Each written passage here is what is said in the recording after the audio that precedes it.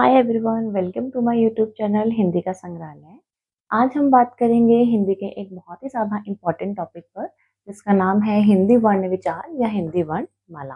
तो अगर आप मेरे चैनल पर फर्स्ट टाइम आए हैं तो इस चैनल को सब्सक्राइब कर लीजिए। इस चैनल पर आपको सभी एग्जाम्स में आने वाली हिंदी ग्रामर और टीजीटी हिंदी और पीजीटी हिंदी की तैयारी बिल्कुल फ्री में करवाई जाती है।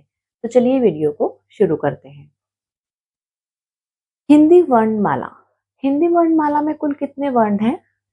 52 वर्ण। ठीक है, बचपन से पढ़ रहे हैं हम हिंदी वर्णमाला, फिर भी हमें नहीं पता होता। अगर मैं पूछ लूं कि भाषा में आप बताइए मुझे सबसे छोटी इकाई कौन सी होती है, एक क्वेश्चन। वर्ण होती है, तो भाषा की सबसे छोटी इकाई वर्ण है। ठीक है, वर्ण अ आ क ख ये सब क्या है? वर्ण है, मतलब सबसे छोटी इकाई। यहाँ से ही भाषा शुरू होती है, यहाँ से ही शब्द बनने शुरू होते हैं। ये है हमारे वर्ण। ठीक है, ये हो गई आपकी वर्ण की परिभाषा। अब अगला सवाल, वर्ण कितने प्रकार के होते हैं? वर्ण दो प्रकार के होते हैं, एक स्वर और दूसरा व्यंजन। ठीक है, वर्ण आपके दो प्रकार के होते हैं, एक स्वर होता है और दूसरा व्यंजन होता है। स्वर आपके 11 होते हैं। कितने स्वर होते हैं आपके? अगला क्वेश्चन, आपके इस टॉपिक में हर एक पॉइंट पे एक क्वेश्चन बनेगा और ये एग्जामिनर का सबसे ज्यादा फेवरेट टॉपिक होता है आपके एग्जाम्स में। यहाँ से 3 से 4 क्वेश्चन डेफिनेटली बनते हैं। इस वीडियो को आप लास्ट तक देखना और आपके 3 से 4 नंबर पक्के हो जाएंगे अगर आप इसे अच्छे से देख लोगे तो। स्वर कितने होते हैं? 11 स्वर होते हैं। मैंने हर उसके आगे नंबर लिखा हुआ है। ठीक है, अ आ इ ई उ ऊ री ए ओ ऊ। 11 आपके स्वर हो गए। अयोगवाह। अब ये अयोगवाह क्या चीज है? 90% स्टूडेंट्स को ये नहीं पता होता है कि अयोगवाह क्या होता है। हम बचपन से अंग से अंगूर या अनुस्वार और विसर्ग को अक्सर स्वर में ही काउंट कर लेते हैं। नहीं नहीं बेटा, ये स्वर नहीं होता है, इसे अयोगवाह कहते हैं। ठीक है, ये है आपके व्यंजन। जो स्पर्श व्यंजन है 25 होते हैं, अंतस्थ व्यंजन आपके 4 होते हैं, ऊष्म व्यंजन आपके 4 होते हैं, संयुक्त व्यंजन आपके 4 होते हैं और द्विगुण व्यंजन आपके 2 होते हैं। और इन सबका टोटल हो जाता है आपका 52 वर्ण। ठीक है जी। अब अयोगवाह क्या होता है? जो ना तो स्वर हो और ना ही व्यंजन हो, लेकिन फिर भी वो हमारे साथ साथ चलते रहे सदैव, उन्हें हम अयोगवाह कहते हैं। ठीक है, क्या कहते हैं? जो स्वर, जो वर्ण हमारे ना तो स्वरों में आते हैं और ना ही व्यंजन में आते हैं, लेकिन सदैव हमारे साथ साथ चलते हैं, उन्हें हम अयोगवाह कहते हैं। ये आपका 1 नंबर का क्वेश्चन है, पूरा कंप्लीट। क्वेश्चन आ जाता है, निम्नलिखित में से अयोगवाह वर्ण कौन सा है? 4 आपको ऑप्शन दे दिए जाएंगे, अनुस्वार, छ, ट। जिसने पढ़ा होगा, जिसको याद रहेगा कि हाँ अनुस्वार अयोगवा में होता है और विसर्ग होता है, केवल 2 ही अयोगवा होते हैं। मैंने इसके ऊपर इतना स्ट्रेस इसलिए दिया है कि ये आपका बहुत ही ज्यादा एक न्यू क्वेश्चन है, जो बहुत कम बच्चों को पता होता है और बहुत ही कम चैनल वाले इस चीज को बताते भी हैं। व्यंजन। व्यंजन, अब व्यंजन के आगे प्रकार है। कितने प्रकार के व्यंजन है? स्पर्श व्यंजन, अंतस्थ व्यंजन, ऊष्म व्यंजन, संयुक्त व्यंजन और द्विगुण व्यंजन। ठीक है, 5 प्रकार के व्यंजन है हमारे पास। स्पर्श व्यंजन है हमारे पास 25, क ख ग घ ड़, जिसे बोलते हैं क वर्ग, फिर च वर्ग, फिर ट वर्ग, फिर त वर्ग और फिर प वर्ग। ठीक है जी, ये है आपके 25। अंतस्थ व्यंजन कौन से होते हैं? इन्हें अर्ध स्वर भी कहा जाता है। इन्हें क्या कहते हैं हम? अर्ध स्वर, मतलब आधे स्वर हैं। य, र, ल और व, ये है आपके अंतस्थ व्यंजन। ऊष्म व्यंजन श, श, स, ह, ये है आपके ऊष्म व्यंजन। अक्सर पूछा जाने वाला क्वेश्चन है ये कि निम्नलिखित में से ऊष्म व्यंजन कौन सा है? ऊष्म व्यंजन, इसे हम संघर्षी व्यंजन भी कहते हैं। ऊष्म व्यंजन को हम संघर्षी व्यंजन भी कहते हैं। नेक्स्ट है आपका संयुक्त व्यंजन। संयुक्त व्यंजन कौन से होते हैं? जो 2 वर्णों के मेल से बनते हैं। अक्ष, त्र, ज्ञ, श्र। अब अक्ष, अक्ष बना है आपका क और षटकोण के मेल से अक्ष। त्र बना है आपका त और र के मेल से। ज्ञ बना है आपका ज और ण के मेल से। श्र बना है आपका श और र के मेल से। ये हैं आपके संयुक्त व्यंजन। ये है आपका द्विगुण व्यंजन, इसलिए आप उत्क्षिप्त व्यंजन भी कहते हैं। ढ़ और ये वाला ढ़, ठीक है। इसके नीचे नुक्ता लगाया जाता है, ठीक है जी। ये बात आप ध्यान रखेंगे। द्विगुण व्यंजन ये भी केवल 2 होते हैं। अब उच्चारण स्थान के हिसाब से हम देखेंगे, जो क वर्ग है ये कंठ्य का उच्चारण स्थान है, अर्थात कि जब हम क वर्ग का उच्चारण करते हैं तो हमारी जो आवाज है कंठ से आती है, हवा कंठ से निकलती है। कैसे? क, ख। आप बोलकर देखेंगे तो आप ज्यादा जल्दी समझेंगे। और स्वरों में आपका आता है अ, आ, ह और विसर्ग, ठीक है। ये आपके कंठ के उच्चारण स्थान है, के वर्ण है अ, आ, ह और विसर्ग। पूछा जाता है निम्नलिखित में से कौन सा वर्ण कंठ का उच्चारण स्थान पर आता है, ठीक है, कि किस वर्ण का उच्चारण स्थान कंठ है। तो आपको ये ध्यान रखना है कि क वर्ग पूरा कंठ से याद रखेंगे आप, कंठ से क वर्ग और अ, आ, ह और विसर्ग, ये आपके कंठ के उच्चारण स्थान से है। दूसरा इसी तरह से च वर्ग। च वर्ग का उच्चारण स्थान है आपका तालव्य, तालु। जब आपकी जीभ तालु पे टच होती है, कैसे? आप बोलकर देखो, च, च। आपकी जीभ इस वक्त तालु पे टच होगी। ज, झ। और स्वरों में ई, य और श।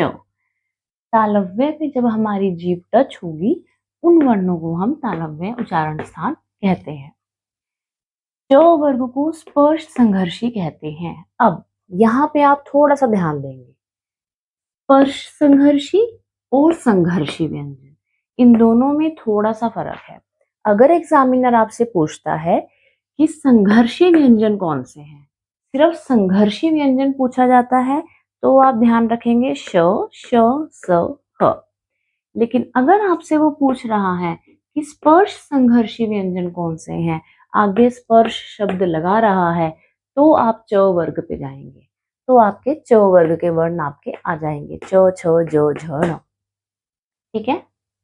इसी तरह से अगला आपका आ जाता है ट वर्ग। इसका उच्चारण स्थान है आपका मूर्धा, मूर्धा। ऊपर जीभ मुड़ती है बोलते हुए और फिर लग के आती है आगे, ट, ठ, ड, ढ, ढ़। और स्वरों में है री, जीभ ऊपर टच करेगी मुड़ते हुए, री, र और श, ठीक है।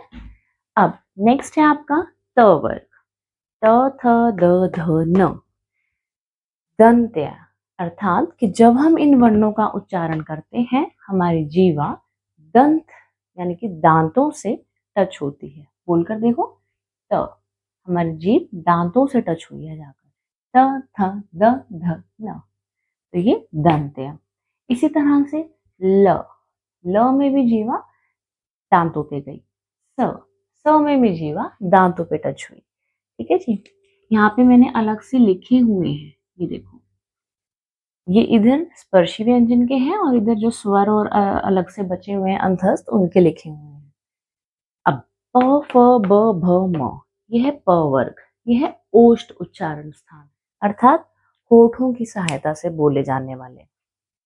प, फ, ब, भ, म, देखो सबके उच्चारण में होठों का उच्चारण स्थान है, होठों से बोले जा रहे हैं। ऊ, ऊ, है ना, तो ये होठों की सहायता से बोले जाने वाले वर्ण हैं। ये सबसे आसान है याद रखने, आप ये याद रख सकते हैं। कंठ है, ये भी बिल्कुल आसान है याद रखना, ट, ठ, ठ, ड, री, री, श, ये भी बिल्कुल आसान है। और दंत है, सिर्फ एक च, छ जो तालु वाला है ना, इसमें बच्चे कंफ्यूज होते हैं और अक्सर गलती करते हैं। ये वाले से, ये वाला च वर्ग और स्पर्श संघर्षी तालव्य, ये वाला बहुत ही ज्यादा बच्चों को मुश्किल लगता है। तो आप इसको पहले जो आसान है आप वो याद करेंगे, प, फ ओष्ठ वाला, त, थ दंत वाला, कंठ से क वर्ग याद कर लेंगे, मूर्धा से ट वर्ग याद करेंगे, फिर लास्ट में बचेगा च वर्ग, उसको आप तालु से याद करेंगे, ठीक है। नेक्स्ट है आपका अंतस्थ व्यंजन। अंतस्थ व्यंजन को बेटा अर्ध स्वर भी कहते हैं। क्या कहते हैं अंतस्थ व्यंजन को? अर्ध स्वर भी कहते हैं। कौन से होते हैं? य, र, ल, व। कौन कौन से? य, र, ल, व। इनकी संख्या भी 4 है और संघर्षहीन व्यंजन इन्हें कहते हैं। क्या कहते हैं? अंतस्थ व्यंजन को हम और संघर्षहीन व्यंजन कहते हैं। ऊष्म व्यंजन अगला है आपका ऊष्म व्यंजन। ये भी गिनती में 4 हैं और इन्हें संघर्षी व्यंजन कहते हैं। श, श, स, थ। अगला है आपका संयुक्त व्यंजन। संयुक्त व्यंजन क्ष, त्र, ज्ञ, श्र। ठीक है जी। अब आप एक चीज ध्यान रखेंगे और वो है अल्प प्राण और महाप्राण। एक पूछा जाने वाला क्वेश्चन बहुत ही इंपॉर्टेंट कि अल्प प्राण कौन से होते हैं और महाप्राण कौन से होते हैं।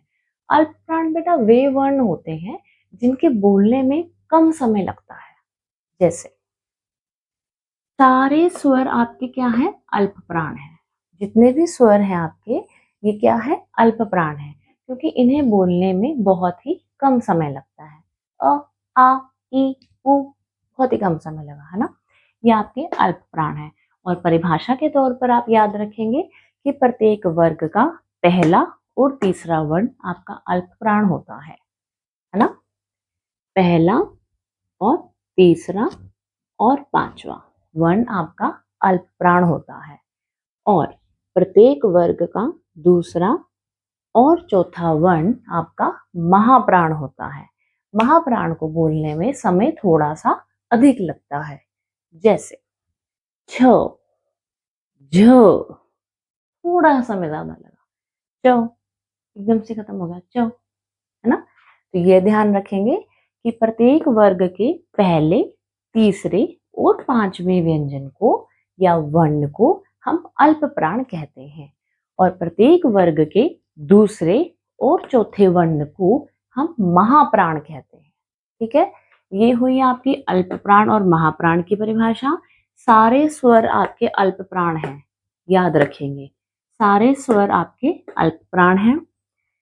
और जो अंतस्थ व्यंजन है आपके य, र, ल, व, ये भी अल्प प्राण है, ये भी आप याद रखेंगे।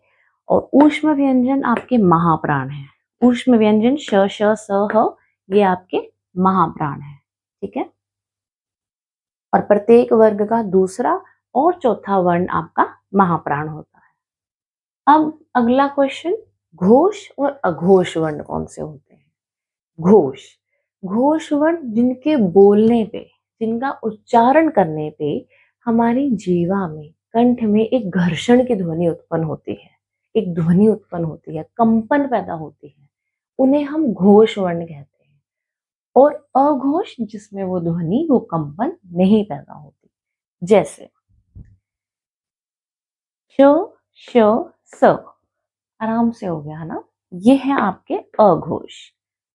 ह, हमारा एक जोर लगा कंठ का, ह, एक हल्की सी कंपन आई, ये है आपका घोष वर्ण। ठीक है, इसी तरह से क, ख, च, छ, त, ठ, त, थ, प, फ, ये सब आपके आराम से बोले गए हैं।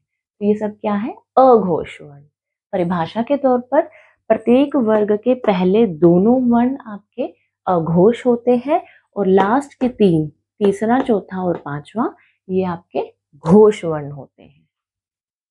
लास्ट के तीनों आपके घोष वर्ण होते हैं और पहले दोनों आपके अघोष होते हैं। ठीक है, क्या है इसकी परिभाषा? जिन वर्णों के उच्चारण में कंपन या जीवा की जो ध्वनि है वो हल्की पैदा होती है, ज्यादा नहीं, उसको हम अघोष कहते हैं। और जिन वर्णों के उच्चारण में घर्षण या कंपन पैदा होती है उन्हें हम घोष वर्ण कहते हैं।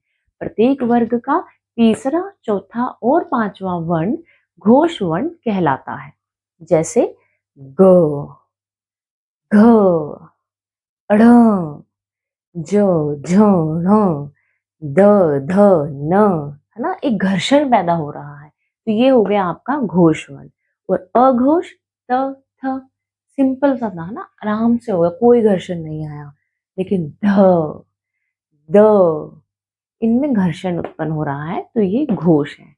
तो हम याद रखेंगे घोष वर्ण जिनमें कंपन या घर्षण उत्पन्न होता है। सारे के सारे आपके स्वर घोष वर्ण होते हैं, ठीक है। और अघोष कौन से होते हैं? प्रत्येक वर्ग के पहले 2 और आपका श, श और स। ऊष्म व्यंजन के ये पहले 3। अंतस्थ आपके सारे ऑलरेडी मैंने बताया था अल्प प्राण है, और ये सारे घोष वर्ण है। य, र, ल, व। एक घर्षण उत्पन्न होता है इसमें। अब मैं बोलूंगी कि आप हमेशा वर्णों को ना बोलकर देखें, बजाय परिभाषाओं में रट्टे मारने के और वहां भूलने पे कि घोष की परिभाषा ये थी या घोष की परिभाषा ये थी, कंफ्यूज हो जाते हैं। उससे बेहतर है कि आप उसको बोलकर देखें।